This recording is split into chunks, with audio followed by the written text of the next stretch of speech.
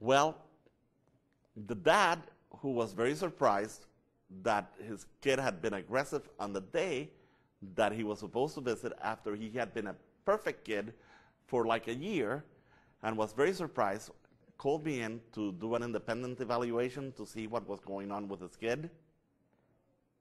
After all, he'd spent like over $100,000 at this place. Well, anyway, on the day that his dad was going to visit, this is what happened. I found that after the fact. I don't have a wad of paper here. Well, maybe I do. I've got some receipts in my pocket. But Andy was playing with another kid or something, and they were talking and all that. And Andy took a piece of paper, he wadded it up, and he went like this, and threw it at another kid. And one of the direct care staff said, Andy, you need to go to timeout for physical aggression against a peer. And Andy, from the record, supposedly said, what? That's not physical aggression. If anything, that is horseplay. And I should just get the consequence for horseplay. And the staff member said, and that is talkback and disrespect to staff. And you already committed physical aggression. You need to get to the locked seclusion room right now. So Andy went into the locked seclusion room. He didn't fight it. They locked him up in locked seclusion. They dropped him down to the lowest level.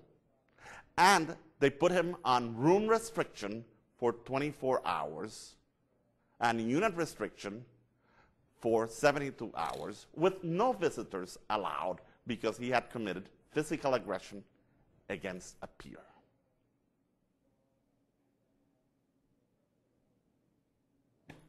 So his dad comes and they tell him, I'm sorry, sir, you may not see your son.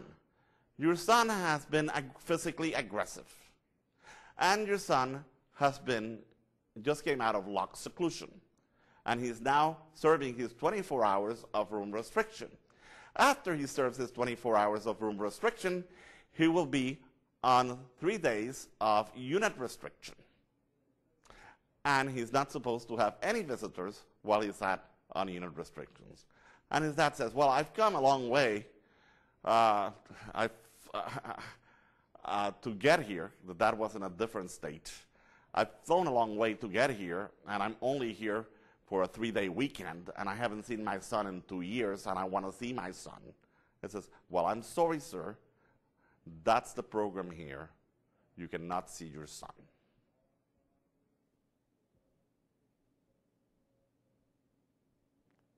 And the dad, very puzzled, says, I wonder what happened, that my son was aggressive. And the dad left. And the dad booked the next flight that he could. And he just left. And he didn't see Andy. And Andy was told, your dad left. He booked the flight because you were aggressive and he couldn't see you. And now it'll be a long time before you get discharged from this facility. You have to work your way back all the way to the levels, and it's going to take you probably another year. And at that time, guess what? Andy went to the staff who put him in seclusion for throwing a wad of paper, and he punched him in the face, and they restrained him. They threw him to the ground. They threw him to the ground. They restrained him, and then they put him in 4-point restraints for hours. They might as well have put him in a straitjacket. But if it was me that was Andy, I might have done the same thing. What a bunch of jerks those people were. But the reason that they did that was because I came back and I saw what happened, and I reviewed it later, and I read the definition for physical aggression against others. And that definition of physical aggression against others did say that physical aggression against others, and one of the things that it said, consisted of throwing objects at others. Objects at others. And the staff member said, isn't a wad of paper an object? That's what he said when I interviewed him. Isn't a wad of paper an object? Well, the person who wrote the response definition should have specified what kind of objects, and should have specified what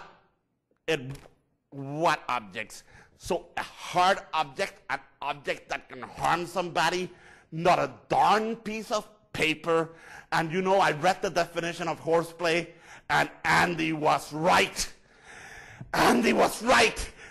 They had, as an example of horseplay, throwing like paper, like a rolled up piece of paper at another. But in the definition of physical aggression, they did not have it specified that it had to be a hard object. And as a result of that mistake in writing a response definition, Andy, number one, was put in seclusion unjustly. Number two, was put on room restriction unjustly and on unit restriction unjustly. But worse than that, he didn't get to see his dad that he loved, and he hadn't seen him in 2 years. And hey, that's not bad enough. Then he got to the point that he was aggressive, and they kept him at that facility, or they would have kept him if I hadn't come to intervene, because I told the dad he should pull his son out of that facility as soon as he could.